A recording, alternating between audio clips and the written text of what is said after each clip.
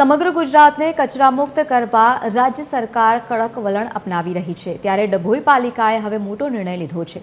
હવે માત્ર દંડ નહીં પણ ગંદકી કરનાર સામે સીધો કોર્ટ કેસ થશે અને જેલની હવા પણ ખાવી પડશે। જોઈએ આ ખાસ રિપોર્ટમાં।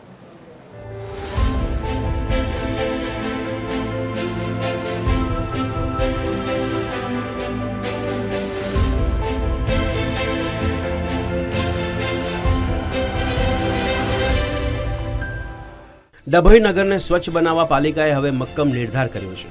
છેલ્લા એક વર્ષમાં અનેક વખત જાગૃતિ અભિયાન અને 1.50 લાખ જેટલો દંડ વસૂલ્યા બાદ પણ ગંદકી યથાવત રહેતા પાલિકા પ્રમુખ અને ચીફ ઓફિસરે લાલ આંખ કરી છે। પાલિકા હવે કલમ 183 L થી 195 હેઠળ કાયદેસરની કોર્ટ કાર્યવાહી હાથ ધરશે। નગરને મોનિટર કરવા માટે 11 સીસીટીવી કેમેરા કાર્યરત કરાયા છે અને વધુ 20 કેમેરા ટૂંક સમયમાં લગાવાશે। આની માટે એક સ્પેશિયલ ટાસ્ક ફોર્સ ઊભી કરવામાં આવી છે, જેનું લીડર અત્યારે હિનાબેન રાઠવા અમારા જે એસઆઈ છે તેને બનાવવામાં આવ્યા છે। એમની અંતર્ગત રહી આ જે સ્ક્વોડ છે એ માત્ર ને માત્ર જે સફાઈમાં અડચણરૂપ કરી રહ્યા છે એવા લોકો છે એમને આઈડેન્ટિફાઈ કરી અને એમની વિરુદ્ધ દંડનીય તથા સજાકીય કાર્યવાહી કરશે। પ્લાસ્ટિક સિંગલ યુઝ પ્લાસ્ટિકનું જે કાર્યવાહી ચાલે છે, આગળ પણ 2-3 જગ્યાએ 1.25 લાખ 1.5 લાખના દંડ થયા છે। એમને પણ મારી નમ્ર વિનંતી છે, એ પણ ઓચિંતી કાર્યવાહી કરવામાં આવશે ને જે તે માણસ દંડાશે એને લાંબો દંડ થશે। એ દુકાન હોય, મધ્યમ વર્ગ હોય કે હોલસેલ વેપારી હોય, દરેક પર અમે કાર્યવાહી કરીશું। બીજી તરફ પાલિકાના કડક નિર્ણય સામે નગરજનોએ મિશ્ર પ્રતિસાદ આપ્યો છે। લોકોનું કહેવું છે કે નિર્ણય સારો છે, પરંતુ પાલિકાએ પોતાની નબળાઈઓ પણ દૂર કરવી પડશે।